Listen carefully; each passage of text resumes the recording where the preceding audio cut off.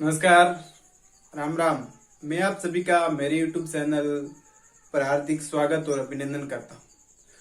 दोस्तों, आपको पता होगा कि हम बात कर रहे हैं राजस्थान के भूगोल के ऊपर, और राजस्थान के भूगोल के ऊपर हमारी चर्चा जारी है राजस्थान के अपवाह तंत्र पर। राजस्थान के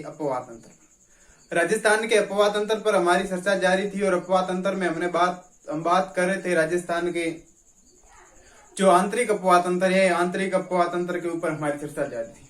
हमने राजस्थान के अपवाह तंत्र को 3 भागों के अंदर बांटा था, और 3 भागों के अंदर हमने बात की थी सबसे पहले आंतरिक अपवाह तंत्र के ऊपर, और आंतरिक अपवाह तंत्र के ऊपर ही हमारी चर्चा जारी थी। उसके अंदर हमने पहले बात की घग्गर नदी के ऊपर। घग्गर नदी के बाद में हमने चर्चा की कांतली नदी के बारे में, और कांतली नदी के बारे में कल हमने बात की सांबर नदी के अंदर गिरने वाली जो प्रमुख नदियां थी उसके ऊपर हमने बात की थी। सांबर नदी के अंदर गिरने वाली जो प्रमुख नदियां थी उसके ऊपर हमने कल बात की थी।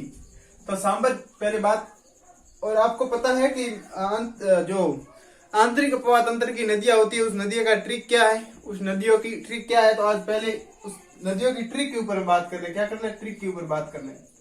ट्रिक काकासा आज मैं रू गख गांव गया। का से क्या हो जाएगा? का से कांतली नदी हो जाएगा, कांतली। का से काकनीय नदी। सा से साबी नदी। में से मेंथा नदी। रू से रूपनगढ़ नदी। क्या हो जाएगा? रूपनगढ़ नदी, रूपनगढ़ नदी। घ से घग्गर नदी। ख से खारी नदी। ख से हो जाएगी हमारी खारी नदी, खारी नदी। तो ये नदी है जो प्रमुख आंतरिक प्रवाह, आंतरिक और खंडी नदी, ये प्रमुख नदी है जो आंतरिक अपवाह तंत्र के अंदर आती है। और एक नदी प्लस में जोड़ो तो बाण गंगा। बाणगंगा पहले अरब सागरीय अपवाह तंत्र के अंदर थी, अरब सागरीय अपवाह तंत्र के अंदर थी, लेकिन वर्तमान में इसका पानी यमुना नदी के पास में नहीं पहुंचा जाता है। इसका पानी भरतपुर के अंदर ही रहता है, भरतपुर के अंदर ही, यानी भरतपुर के आसपास इस नदी का पानी है जो क्या हो जाता है? विलय हो जाता है, और यमुना तक वर्तमान में इसका पानी नहीं पहुंचता है। तो आज हमारी चर्चा जारी है जिस नदी के बारे में, जिस नदी का नाम है बाणगंगा नदी। क्या है? बाणगंगा नदी, जिसे अर्जुन की गंगा भी कहते हैं। क्या कहते हैं? अर्जुन की गंगा कहते हैं। तब 2-3 नदियां बसी है आंतरिक प्रवाह के अंदर, जिसके बाद हम फटाफट से उसके ऊपर चर्चा करते हैं, और उसके आगे हम बात करेंगे जो अरब सागरीय अपवाह तंत्र है। आंतरिक अपवाह तंत्र,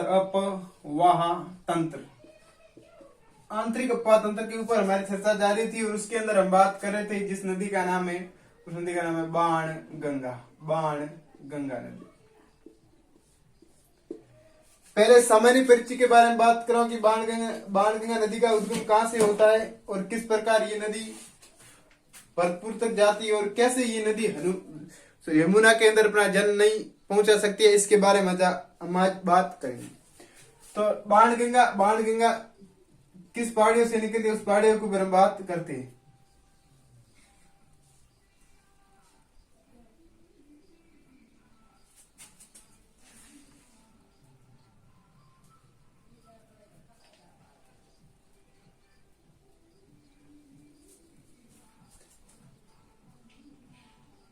तो बाणगंगा नदी कहां से निकलती है? बैराठ की पहाड़ियों से निकलती है। कहां से निकलती है?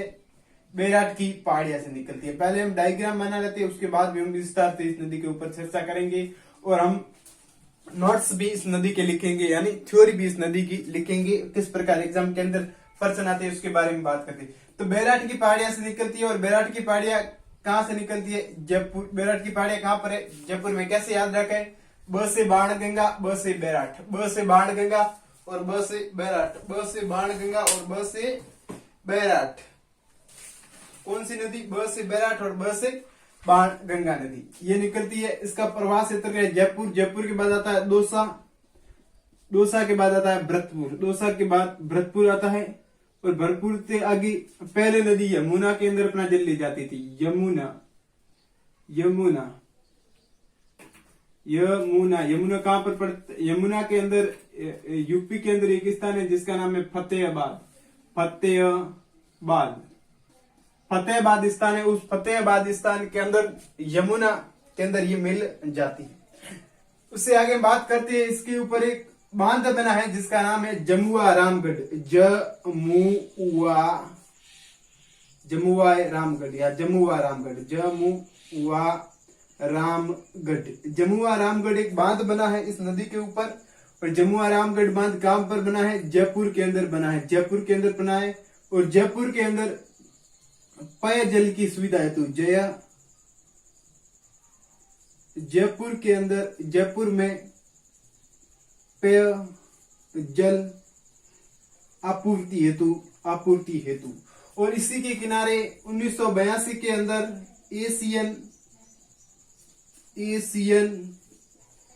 खेलों का आयोजन हुआ था। और जो एशियन खेलों के अंदर एक खेल शामिल है जिसका नाम है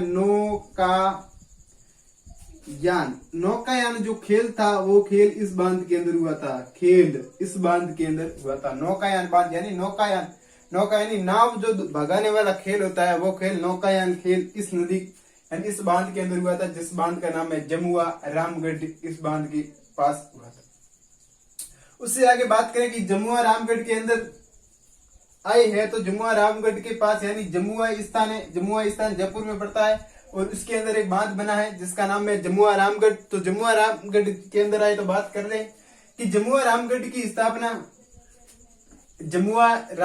स्थापना धोलेराय या धुलेराय ने की थी। और इसी पर जमुआ रामगढ़ माता का मंदिर स्थित है,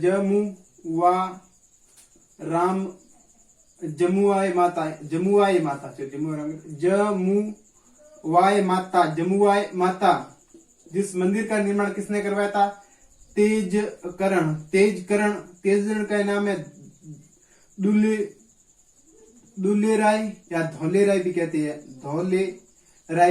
हैं, धोलेराय जो कहां का था, नरवर एमपी का शासक था, जिसने किसकी स्थापना की, जिसने कस्वा वंश की स्थापना की। कस्वा कौन, भगवान राम के पुत्र कुश के वंशज हो जाने के कारण कस्वा कहलाते हैं। और कस्वा को रघुकुल तिलक किस अभिलेख में कहा था, इंपॉर्टेंट है, कई बार पूछा गया है। रघुकुल तिलक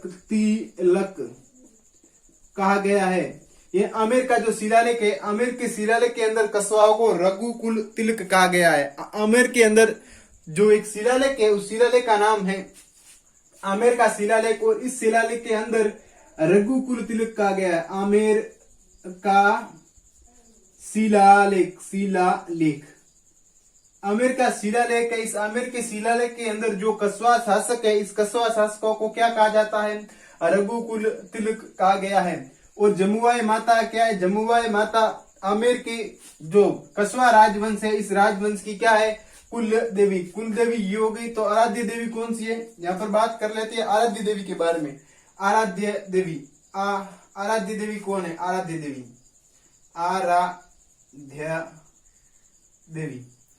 तो आराध्य देवी कौन सी है, आराध्य देवी शीला माता है, शीला देवी या शीला माता। शीला माता का मंदिर कहां पर बना है, शीला माता का मंदिर जयपुर के अंदर बना है। और इस मंदिर का निर्माण किसने करवाया था, मानसिंह प्रथम ने करवाया था। और मानसिंह प्रथम ये मूर्ति कहां से लाए थे, बंगाल के शासक केदार को पराजित करके ये मूर्ति बंगाल से लाए थे, मूर्ति कहां से लाए, बंगाल से। ये मूर्ति शीला माता की मूर्ति है जो ये कहां से लेके आए, मानसिंह बंगाल से, बंगाल के शासक केदार को पराजित करके बंगाल से ये मूर्ति लेकर आए। तो ये थी जमुआ रामगढ़ एक स्थान है। और इस स्थान से संबंधित हमने इतिहास भी जोड़ लिया कि इस स्थान से क्या इतिहास संबंधित है उसके बारे में बात कर रही है। क्योंकि अगर हम एक सब्जेक्ट को आपस में जोड़कर पढ़ते हैं तो सब्जेक्ट को समझने में आसानी मिलती है। तो उसी प्रकार हमने जो भूगोल चल रहा था, इस भूगोल के साथ हमने इतिहास के भी टॉपिक साथ में एक देख लिया, जो खास एग्जाम के अंदर भी पूछा जाए। तो हमारी चर्चा जारी थी बाण गंगा के ऊपर। तो बाण गंगा के ऊपर यहाँ पर एक भरतपुर के अंदर एक बांध बना है, जिस बांध का नाम है अजान बांध। अजान बांध कौन सा बांध है सर? अजान बांध। अजान बांध भरतपुर के अंदर बना है। इस अजान बांध से जो आपको पता था घना पक्षी विहार, घना पक्षी विहार, केवला देव घना पक्षी विहार, केवला देव घना पक्षी विहार, सॉरी केवला देव घना पक्षी विहार, घना पक्षी विहार।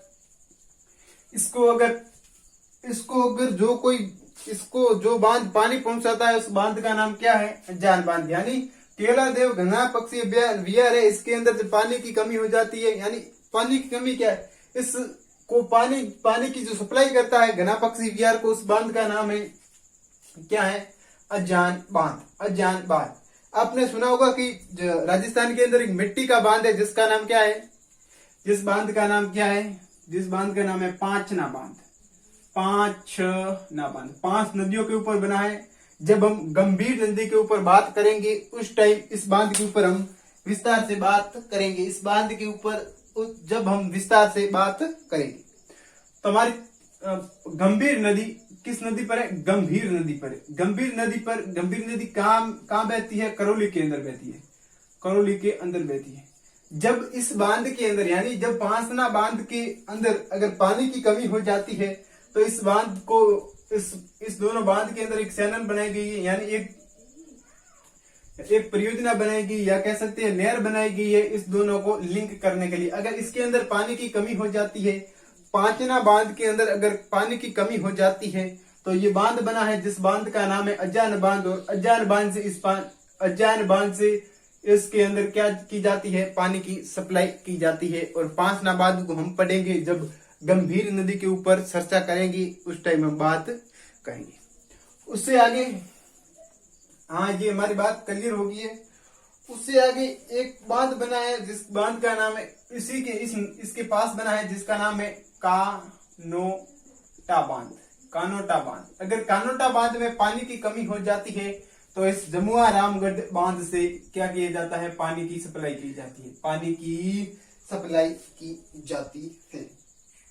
तो ये थी हमारी कौन सी नदी? बाणगंगा नदी। बाणगंगा नदी, इस नदी को रुंडित नदी कहते हैं उपनाम के बारे। वर्तमान में ये नदी धीरे धीरे यमुना नदी के पीछे की ओर आ रही है, क्योंकि धीरे धीरे इस नदी के अंदर पानी की कमी हो जाने के कारण ये नदी धीरे धीरे यानी विलुप्त होती जा रही है। ये नदी यमुना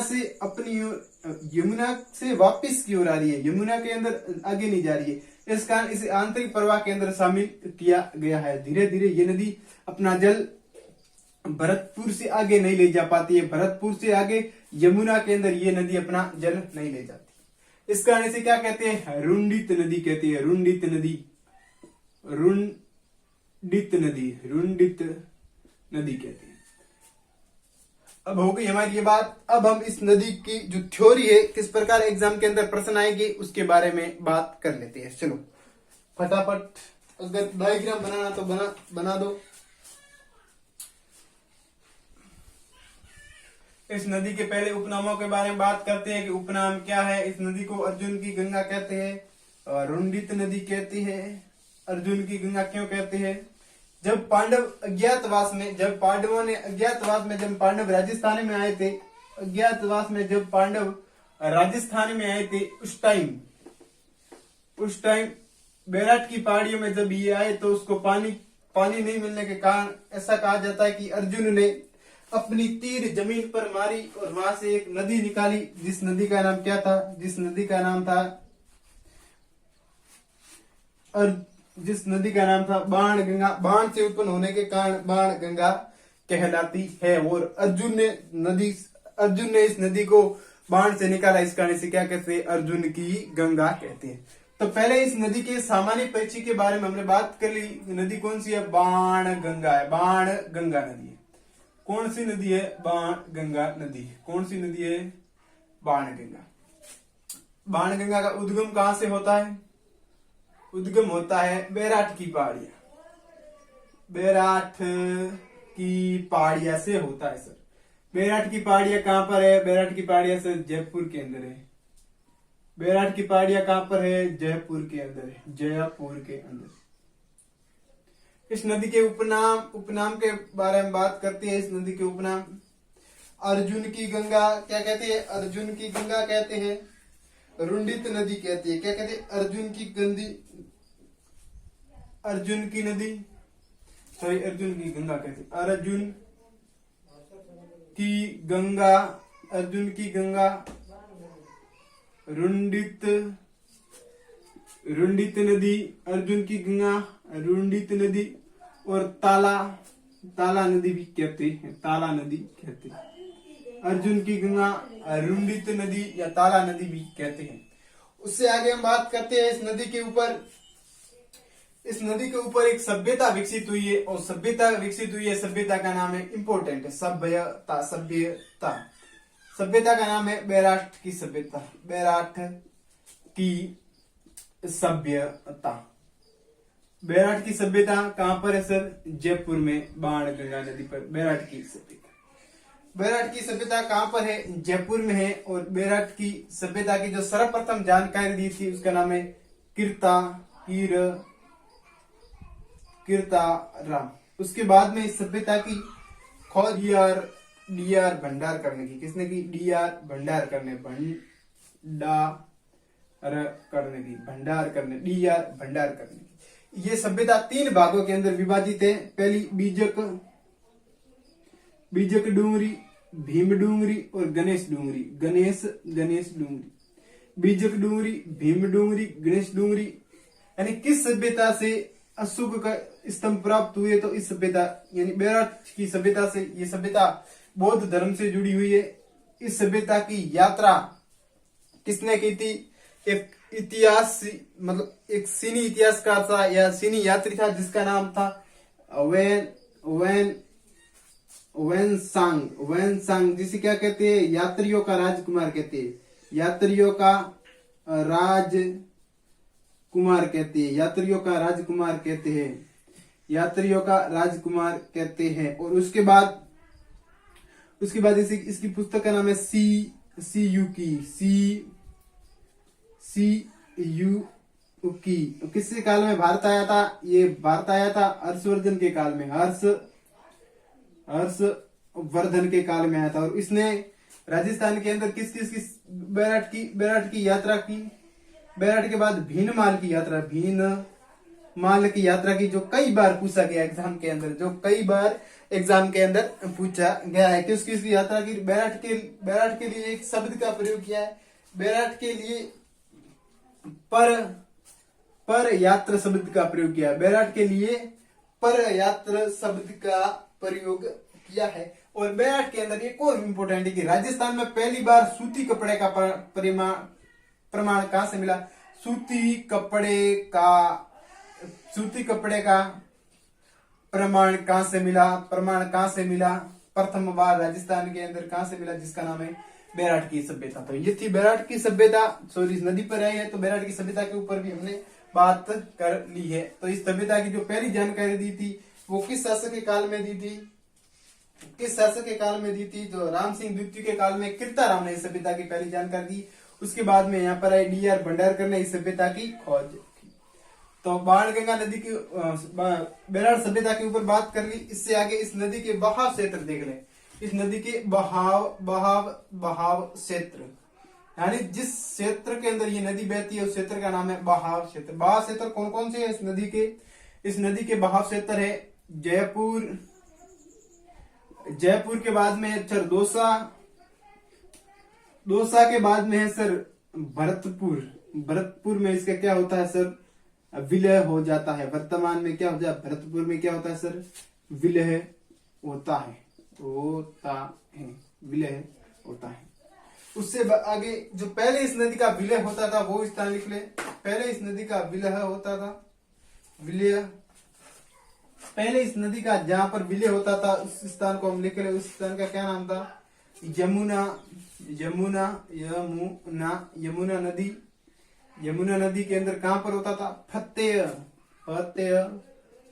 फतेहाबाद कहां पर पड़ता है सर? फतेहाबाद यूपी के अंदर पड़ता है। कहां पर पड़ता है सर? यूपी के अंदर पड़ता है। और इस स्थान पर इस नदी का पहले होता था, पहले क्या होता था? पहले विलय होता था, लेकिन वर्तमान में इस नदी का विलय भरतपुर के अंदर होता है। कहाँ होता है? भरतपुर के अंदर। उससे आगे इस नदी के ऊपर जो बांध बने हैं उस बांध के ऊपर हम चर्चा कर ले। दो बांध बने हुए हैं, बांध के बारे में बात कर ले। पहला बांध कौन सा बना हुआ है? पहला बांध बना है जिस बांध का नाम है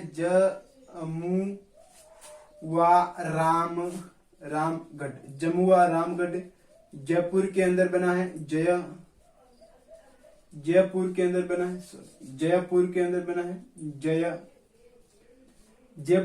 बना है। और यहाँ पर 1900 इसके किनारे 1982 के अंदर एशियन खेल हुए थे। एशियन खेलों का आयोजन हुआ था। क्या होता? एशियन खेलों का आयोजन हुआ था। और एशियन खेलों का आयोजन हुआ तो इसके अंदर एक नौकायन खेल होता है, जो इस बांध के अंदर खेला गया। उससे आगे एक और बांध आता है। कहां पर पड़ता है ये बांध? जयपुर के अंदर। एक और बांध आता है जिसका नाम है अजान बांध।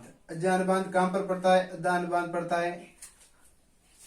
बांध पड़ता है हमारा करौली के अंदर। कहां पड़ता है अजान बांध? हमारा भरतपुर के अंदर पड़ता है। भरतपुर के अंदर पड़ता है। और जो घना पक्षी, जो केवला देव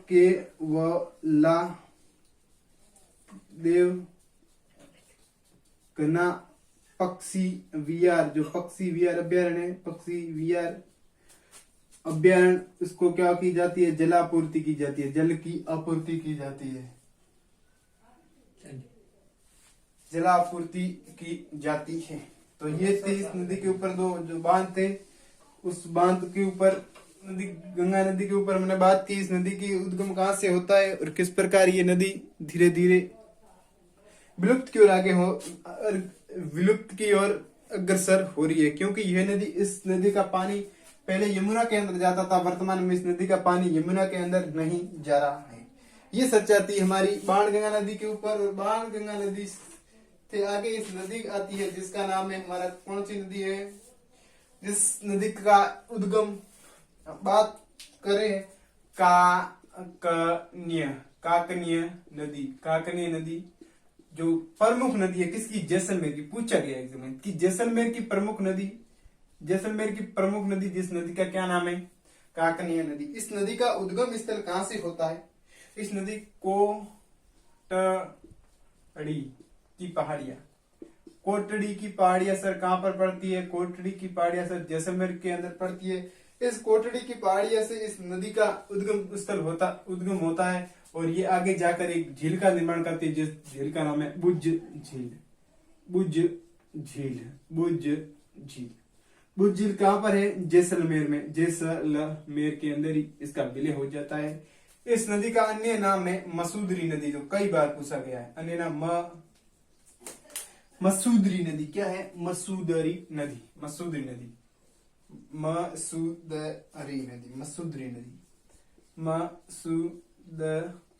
नदी भी कहते हैं। क्या कहते हैं? मसूदरी नदी। बुज झील कहां पर है? जैसलमेर के अंदर है। तो आज के लिए बस इतना ही। अगर आपको मेरा वीडियो अच्छा लगे तो मेरे चैनल को लाइक, शेयर, सब्सक्राइब जरूर करना। इससे आगे दो नदियां बसी है हमारी आंतरिक अपवाह तंत्र की नदी जिसका नाम साबी और रूपनगढ़ है। कल उसको समाप्त कर देंगे। और उससे आगे कल हम पढ़ेंगे अरब सागरीय अपवाह तंत्र, जिसके अंदर हम लूनी, पश्चिम बंगाल आदि नदियों के बारे में बात करेंगे। तो राम राम, जय हिंद।